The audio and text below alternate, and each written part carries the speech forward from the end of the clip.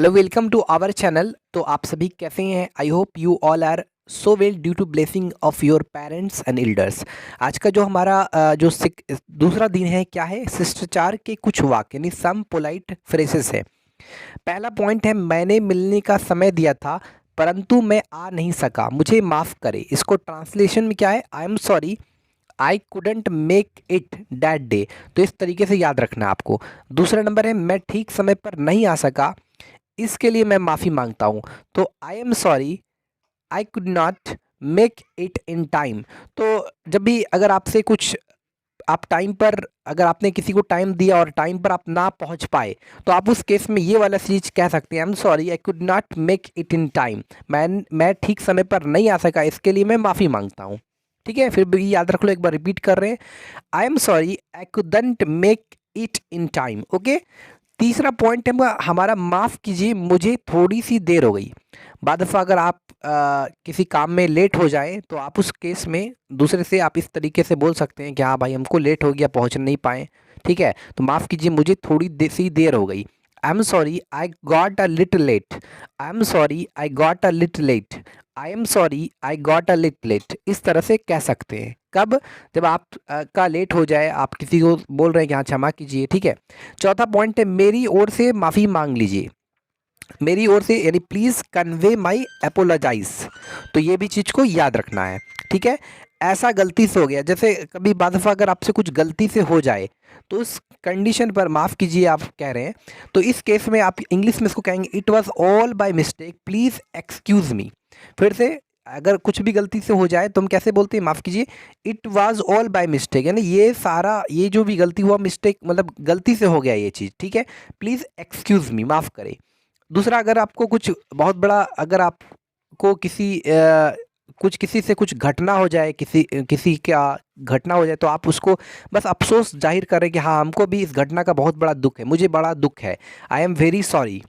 अरे बस में, या आपसे कुछ गलती हो जाए, आप बहुत बड़े मिस्टेक कर दिए, तो उस कंडीशन में आप कह सकते हैं मुझे बड़ा दुःख है, I am so sorry, I am very sorry, ये भी कह सकते हैं। सातवां पॉइंट है, माफ़ करें मैंने आपके काम में बाधा डाली। अब मान लो एक आदमी पहले से कुछ काम कर रहा है और आप अचानक उसमें उस काम में आ गए, या रुकावट आ गए, या कुछ बीच में घुस गए, तो उस कंडीशन पर आप लिखिएगा, sorry to have disturb you. वो काम कर रहा है, आप उसको डिस्टर्ब कर दिए जाके, तो उस केस में आप ऐसे, तो इस तरीके से आप कह सकते हैं, it was all by mistake please excuse me. जो हमारा सॉरी हमारे जो हम 7 पॉइंट में थे, क्या था? Sorry to have to disturb you. इस तरीके से आप कह सकते हैं। हमारा 8वां पॉइंट है, माफ़ कीजिए। माफ़ कीजिए नहीं, आई बेग योर पार्डन, आप इस तरीके से भी कह सकते हैं। ठीक है। 9वां पॉइंट है, आपकी आज्ञा से कहना चाहते हैं। आपकी आज्ञा से कहना चाहता हूँ, मान लो अगर आप किसी की परमिशन लेकर, आप आज्ञा लेकर कुछ कह रहे हो, तो उस कंडीशन पर आप कहेंगे कि अलाउ मी टू से, आपकी आज्ञा से कहना चाहता हूँ। क्या बोलेंगे? अलाउ मी टू से। अब आप किसी को अपनी ओर ध्यान मतलब जरा ध्यान दीजिए, इधर की ध्यान देना चाहते हैं, तो आप बोलोगे may I have your attention please. क्या बोलोगे? जरा ध्यान देने के लिए, इधर ध्यान देने के लिए आपको कौन सा चीज़ बोलना है? May I have your attention please. May I have your attention please, you have to say like that. Okay. It's 11 हमारा क्या है? इसे अपनी ही चीज़ें समझे, इट्स ऑल योर्स। अरे बस में, जैसे कोई भी चीज़ आपका सामान अगर यूज़ कर रहा है या कोई ले रहा है, तो आप बोलो, आप बेसिक ले सकते हैं, ये सारा आप आपका ही है, इट्स ऑल योर्स। इसे अपनी ही चीज़ समझो यार, इसमें मांगने की क्या दिक्कत? आप खुद से ले सकते हो, आपका ही है। ठीक है। तो आप इस केस में कह सकते हो, इट्स ऑल योर्स। उसके बाद लिखा है, जरा मुझे बोलने दें। ठीक है। अब 2-3 आदमी बोल रहा है और आपका भी मन है कि हम भी अपना मन की बात को बोले, तो आप बोलोगे जरा मुझे बोलने दें। Will you please permit me to speak. Will you please permit me to speak, क्या तुम मुझे भी बोलने दोगे? Will you please permit me to speak. ठीक है, इस तरीके से आप कह सकते हैं। हमारा जो 13वां पॉइंट है, अपने काम में मेरी मदद ले लीजिए। Let me also help you. क्या बोलेंगे? Let me also help you. किसमें? अपने काम में मेरी मदद ले लीजिए। Let me also help you. अब है, क्या आप थोड़ा सा खिसकेंगे? अब अगर आपका, क्या आप सीट पर बैठे हुए और आपको जगह कम पड़ रहा है, तो आप बगल वाले को खिसकने के बोलेंगे। तो इस कंडीशन पर आप बोलेंगे, will you please move a bit. Will you please move a bit. क्या आप थोड़ा सा खिसकेंगे? Will you please move a bit. Okay. अब कोई ऊंची आवाज़ में चिल्ला रहा है, ऊंची आवाज़ में बोल रहा है, तो आप उसको बोलेंगे धीरे बोले भाई, धीरे बोले, धीरे बोले। Will you please speak slowly, will you please speak slowly. अरे बस में जरा धीरे बोलने की कृपा करें। इसमें क्या हो रहा है, थोड़ा सा आप उसको थोड़ा सा रिस्पेक्ट तरीके से बात कर रहे हैं, जरा धीरे बोलने की कृपा करें। Will you mind speaking a bit softly please. इस तरीके से आप उसको थोड़ा सा रिस्पेक्ट की तरीके से बात कर रहे हैं, ठीक है। जो हमारे जो 17 पॉइंट है क्या है, क्या आप मुझे बैठने दोगे, will you please let me sit, ठीक है। इस will you please let me sit, क्या मैं आपका थोड़ा सा समय, मान लो जैसे आप किसी से टाइम लेना चाहते हैं, तो आप उस केस में परमिशन मांगते हो, तो हो सकता है वो टाइम दे या ना दे, इसलिए यहाँ पर हम कुड का यूज़ कर रहे हैं, मतलब बुक में कुड का यूज़ किया गया है। तो क्या मैं आपका थोड़ा सा समय ले सकता हूँ, क्योंकि वो बहुत बिजी आदमी है, तो इस तरीके से कहेंगे could you spare a few moments for me, could you spare a few moments for me, could you spare a few moments for me. Okay, that's good.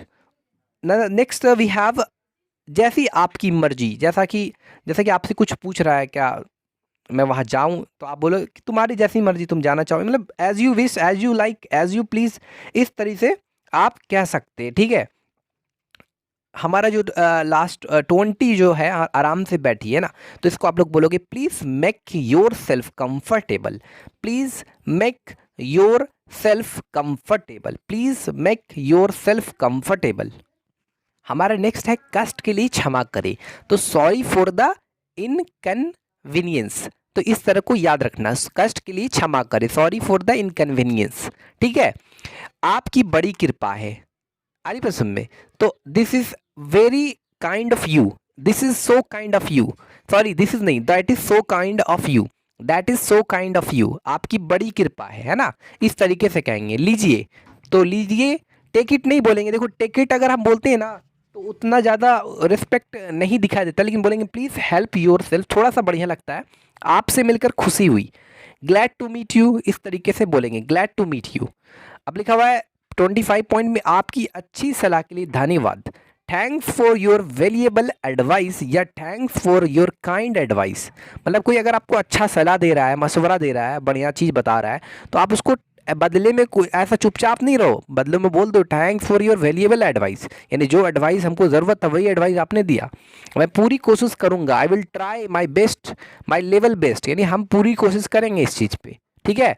इसमें पूरे ट्राई करेंगे, यही बात है, I will try my level best.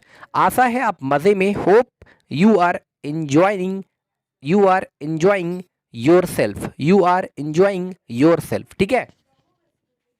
अब इसमें कुछ points दिए हुए हैं, क्या क्या है याद रखें। इसमें एक रिमेंबर बोला है, क्या बोला है, ध्यान से कि रिमेंबर लिखा है, प्रत्येक दशा में, प्रत्येक दशा बोल रहे, sorry it was done by mistake.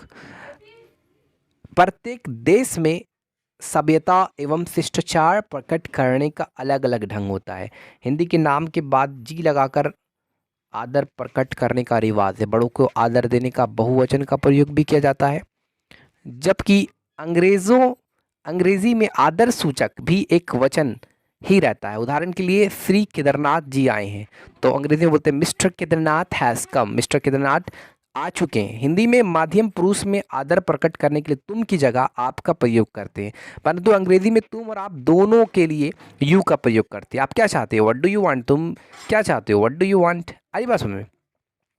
तो हिंदी में तो हम लोग इज्जत देने के लिए आप कहते हैं, लेकिन ऐसा इंग्लिश में नहीं होता है, आ रही पसंद में। इंग्लिश में यू मतलब आप भी हुआ, तुम भी हुआ।